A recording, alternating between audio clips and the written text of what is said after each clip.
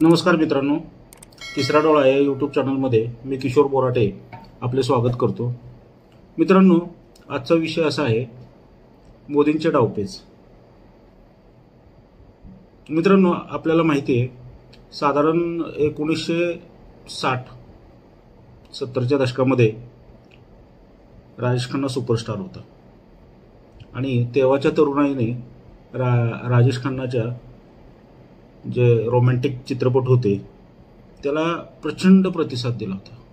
अक्षरशः त्यावेळेला राजेश खन्ना म्हणजे तरुणांच्या गळ्यातला ताईत झाला होता. त्याचे चित्रपट प्रचंड डोक्यावर घेतले होते लोकांनी आणि त्याचं ते हिरोईनच्या पाठीमागं एक पळत पळत गाणं म्हणणं, त्याचे ते मानेची लकप, कंबर हलवण्याची लकप वगैरे ह्या सगळ्या गोष्टी प्रचंड तरुणाईनं म्हणजे वेडे झाले होते अक्षरशः. पण त्याच्यानंतर काय झालं मित्रांनो की नंतर त्याचपणाला लोक कंटाळली होती आणि 1973 साली अमिताभ बच्चनचा जंजीर चित्रपट आला आणि त्याच्यामध्ये अमिताभ बच्चनने साकारलेली अँग्री यंग मॅनची भूमिका पोलीस इन्स्पेक्टरची प्रचंड गाजली, प्रचंड. आणि तिथून पुढं राजेश खन्नाच्या करिअरला उतरती कळा लागली असं म्हणायला काही हरकत नाही. हे उदाहरण एवढ्यासाठी देतो मित्रांनो की त्यावेळेला अमिताभ बच्चनला लोकांनी डोक्यावर घेतला. त्याच्या लागोपाठ त्यानं ते हिट चित्रपट दिले. जंजीर असेल, दीवार असेल, आखरी रास्ता असेल, शान असेल, शोले होता, अंधा कानून होता, बरेच चित्रपट आले अमिताभचे. दीवार होता, बरेच म्हणजे खूप चित्रपट आले त्याचे आणि ते सगळे चित्रपट त्याचे सुपर डुपर हिट झाले. म्हणजे मला आठवतंय लोकप्रभा या साप्ताहिकामध्ये त्यावेळी अभिजित देसाई म्हणून एक पत्रकार होते. खूप छान लिहायचे, खूप सुंदर, त्यांची भाषाशैली एवढी उत्तम होती ना. तर त्यांनी एकदा असं लिहिलेलं आठवतंय मला की मुंबईमधल्या सगळ्या थिएटर्सला अमिताभचे चित्रपट चाललेले होते. सगळ्या थिएटर्सला म्हणजे अमिताभचा चित्रपट ज्या दिवशी प्रदर्शित होणार आहे त्या दरम्यान इतर कुठलाही निर्माता दिग्दर्शक आपले चित्रपट रिलीज करायचं नाही. कारण का तर अमिताभच्या चित्रपटांना मिळणारा प्रतिसाद बघून त्याचे चित्रपट पडतील ही भीती असायची. आणि हे सगळं एवढं सांगायचं कारण काय मित्रांनो माहिती आहे की लोक नेता असंच निवडतात किंवा अभिनेता असेल की जो जनतेच्या मनातल्या प्रश्नांना वाचा फोडेल किंवा जनतेच्या मनामध्ये जी तगमग चाललेली आहे ती ओळखून बोलून दाखवेल आणि त्याच्यावर जो उपाययोजना करेल त्यालाच जनता सपोर्ट करते. दबलेल्या पिचलेल्या प्रेक्षकांना अमिताभच्या रूपाने एक अँग्री यंग मॅन भेटला म्हणून लोकांनी त्याला डोक्यावर घेतलं. आता हेच बघितलं तुम्ही मधल्या काळामध्ये 10 वर्ष देशामध्ये मनमोहन सिंग सरकार होतं. डॉक्टर मनमोहन सिंग हे खूप मोठे अर्थतज्ञ, त्याच्याबद्दल दुमत कोणाचंच असण्याचं कारण नाही आहे. परंतु पंतप्रधान म्हणून त्यांची कारकीर्द तशी थोडी वादाची म्हणा किंवा अपयशीच राहिलेली आहे. कारण नेहमी बोटचेपी भूमिका, पाकिस्तानच्या पुढे बोटचेपी भूमिका घेणं, चायनाच्या पुढे बोटचेपी भूमिका घेणं, दहशतवादाच्या प्रश्नावर बोटचेपी भूमिका घेणं, ह्याच्यामुळे काय झालं की जम्मू काश्मीरमध्ये दहशतवाद्यांनी थायमान घातलं होतं. पंजाबमध्ये ते गोंधळ चाललाच होता. मुंबईमध्ये, दिल्लीमध्ये, बेंगलोरमध्ये अतिरेकी हल्ले होत होते. मुंबईवर हल्ला झाला 26/11चा, तोही त्यांच्याच कारकिर्दीमध्ये झाला. आणि हे सगळ्या गोष्टी घडत असताना केंद्र सरकारकडून किंवा पंतप्रधान मनमोहन सिंग यांच्याकडून जे एक आक्रमक उत्तर पाकिस्तानला जायला पाहिजे होतं किंवा काहीतरी सर्जिकल स्ट्राईक वगैरे सारख्या गोष्टी घडायला पाहिजे होत्या, त्या घडल्या जात नव्हत्या. अक्षरशः जवानांची मुंडकी छाटून सीमेवर टाकली जात होती. त्यावेळेची परिस्थिती होती. आज आपण त्या गोष्टीपासून 10 वर्ष पुढं आलेलो आहोत, 12 वर्ष. त्यामुळे आपल्या त्या गोष्टींचं विस्मरण झालेलं आहे. परंतु मला सांगायचं आहे की त्या मनमोहन सिंगांच्या काळामध्ये सुद्धा प्रचंड म्हणजे आर्थिक घोटाळे भरपूर झाले. ते 2G स्पेक्ट्रम झाला, कोलगेट झाला, परत अंतर्गत सुरक्षेचाही प्रश्न निर्माण झाला होता. अण्णा हजारेंनी लोकपालसाठी खूप मोठं आंदोलन उभं केलं होतं. एवढं प्रचंड आंदोलन की म्हणजे अख्खा देश ढवळून निघाला होता. अख्ख्या जगाचं म्हणजे देशच नाही तर अख्ख्या जगाचं त्या आंदोलनाकडे लक्ष लागलं होतं. त्यावेळेला अमेरिकेच्या टाइम मॅगझिनमध्ये सुद्धा अण्णांची मुलाखत छापून आली होती. हे इतकं प्रचंड मोठं आंदोलन अण्णांनी उभं केलं होतं. आणि त्याच दरम्यान निर्भया रेप आणि हत्याकांड प्रकरण घडलं. त्याच्यामुळे तर जनतेच्या संतापाचा कडेलोट झाला. निवडणुका तोंडावर होत्या.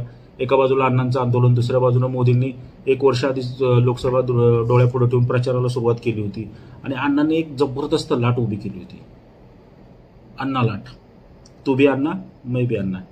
आणि ह्याच्यामध्ये काय झालं, आपण जे म्हणतो ना 2014ला मोदी लाट आली, मोदी लाट आली.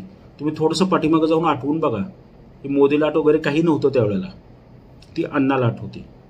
परंतु मोदींनी काय केलं, नरेंद्र मोदींनी खुबीनं सोशल मीडियाचा वापर करून, आपल्या वक्तृत्वाचा वापर करून त्या अण्णा लाटेचं रूपांतर मोदी लाटेत केलं.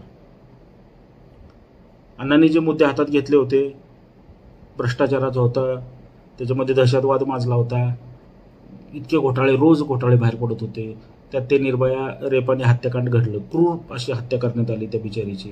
त्याच्यामुळे जनता प्रचंड संतापली होती. आणि हा सगळा रोष काँग्रेसवर निघणं साहजिक होतं, कारण त्यावेळेला सत्ताधारी पक्ष काँग्रेस होता आणि तो अतिशय बोटचेप धोरण, त्यामुळे लोक वैतागलेली होती. आणि साहजिकच इकडे मोदींचा आक्रमक प्रचार आणि इकडे केंद्र सरकारचं बोटचेप धोरण. ह्याच्यामुळं काय झालं की मनमोहन सिंगांच्या सरकारला म्हणा किंवा त्यांच्या कारकिर्दीला कुठंतरी उतरती कळायला लागली, काँग्रेसच्या कारकिर्दीला. आणि इकडे अँग्री यंग मॅन म्हणून मोदींचा उदय झाला आणि लोकांनी प्रचंड बहुमताने नरेंद्र मोदींना निवडून दिलं.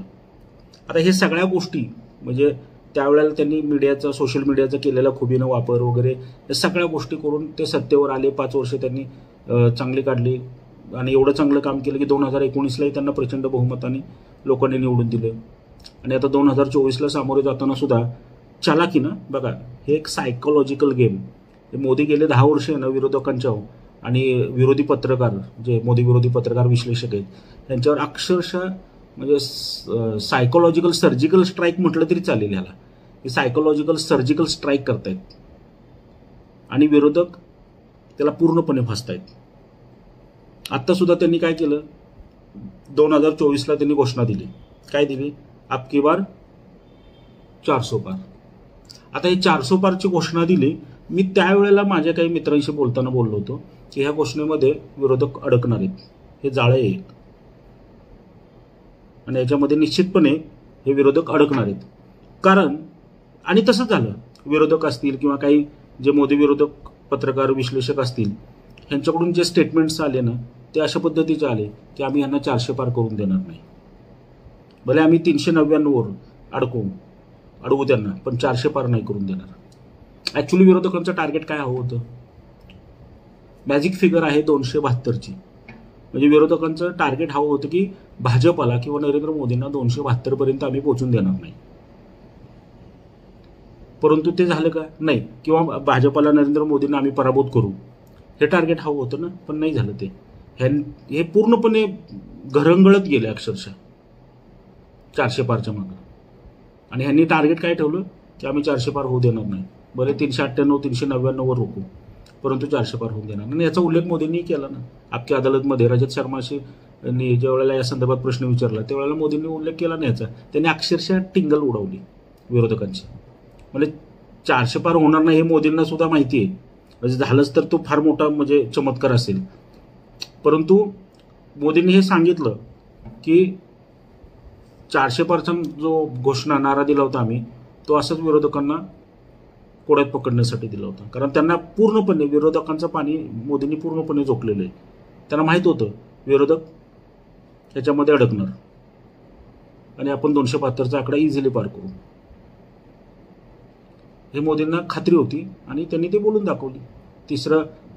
चौथा टप्पा झाला निवडणुकांचा की त्यांनी ते बोलून दाखवलं की विरोधक ह्याच्यात फसणार होते आणि मला माहीत होतं. म्हणजे किती अभ्यास केला असेल विचार करा मित्रांनो. हे जी मनोवृत्ती म्हणतो ना आपण, की एक विचार करण्याची पद्धत, मोदींची विचार करण्याची पद्धत, विरोधकांची विचार करण्याची पद्धत. आणि प्रत्येक ठिकाणी इथं मोदींनी विरोधकांना मात दिलेली आहे, प्रत्येक ठिकाणी. कारण विरोधकांनी ज्या गोष्टी केल्या ना मोदींच्या वर, ते भले वैयक्तिक आरोप असो किंवा इतर काय असो, ह्या मोदींच्या पत्त्यावर पडलेल्या आहेत. हे कशा पत्त्यावर पडल्या? आत्ता चौथा टप्पा संपत असताना काँग्रेसचे नेते मणिशंकर अय्यर ज्यावेळेला पीओके घेण्याचा विषय अमित शहानी जाहीर सभेमधून काढला की आम्ही पीओके घेणार, त्यावेळेला मणिशंकर अय्यर आणि फारुख अब्दुल्ला जे जम्मू काश्मीरचे माजी मुख्यमंत्री यांनी काय सांगावं? त्यांनी सांगितलं की हे सगळ्या गोष्टी करत असताना सरकारला सल्ला दिला मोदींना, अमित शहांना, हे सगळ्या गोष्टी करत असताना हा विचार करा की पाकिस्तानजवळ अणुबॉम्ब आहेत.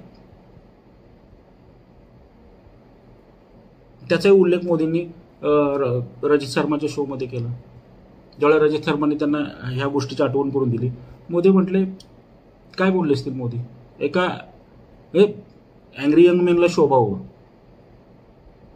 अशा पद्धतीचं त्यांचं वक्तव्य होतं. ते म्हणले उनके पास अनुभव है, मुझे पता है, मैं खुद लाहौर जाके उनके ताकत नाप के आया हूँ और वो भी बिना वीज़ा के गया था मैं, विदाउट सिक्योरिटी. आखिर वो मेरा देश है, कभी पहले मेरा देश था, तो मुझे जाने में डर कैसा. आता एवढे जर आक्रमक उद्गार मोदींनी काढले असतील आणि जनता त्यांना डोक्यावर न घेईल तर ते नवलच म्हणावं लागेल. इथंच विरोधक फसतात. विरोधकांच्या आणि मोदींच्या विचारसरणीतलं जे अंतर आहे ना ते इथं आहे. आणि ह्या विरोधकांच्या प्रचंड विश्वास आहे मोदींचा, मोदी आणि अमित शहाच्या विरोधकांच्या ह्या विश्वासावरच ते निवडणुका लढवत आहेत. कारण त्यांना माहिती आहे की यांची मजल कुठपर्यंत आहे. आणि मी नेहमी सांगत आलो की हा मौत के सौदागर पासूनचा सुरू झालेला जो प्रवास आहे ना, तो अगदी काल परवापर्यंत त्यांना पनवती म्हणून हिनवलं गेलं, तिथपर्यंत येऊन पोहोचलेलं आहे. आणि याच्यामध्ये कधीही काँग्रेसचा फायदा झालेला नाही.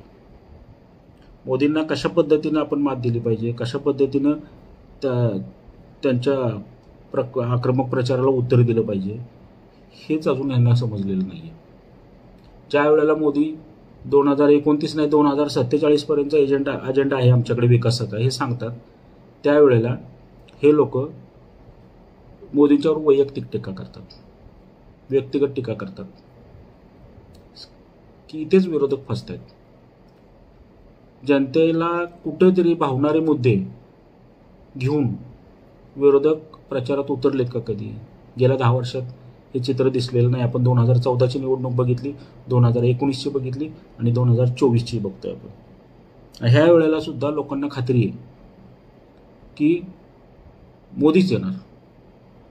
400 जागा येतील की नाही येतील हा विषय नाही आहे. आपल्याला उत्सुकता तीच आहे की 2019 पेक्षा भाजपच्या एनडीएच्या जागा वाढतात, किती वाढतात का किती कमी होतात, आणि का खरोखरच 400 पार जातात. मित्रांनो, फार लांब नाही आहे. 4 जूनलाच आपल्याला समजेल नक्की काय येते, कोण किती पाण्यात येते आपल्याला कळेल. आणि जो निकाल येतील त्याच्यावर आपण परत त्याचं विश्लेषण करू.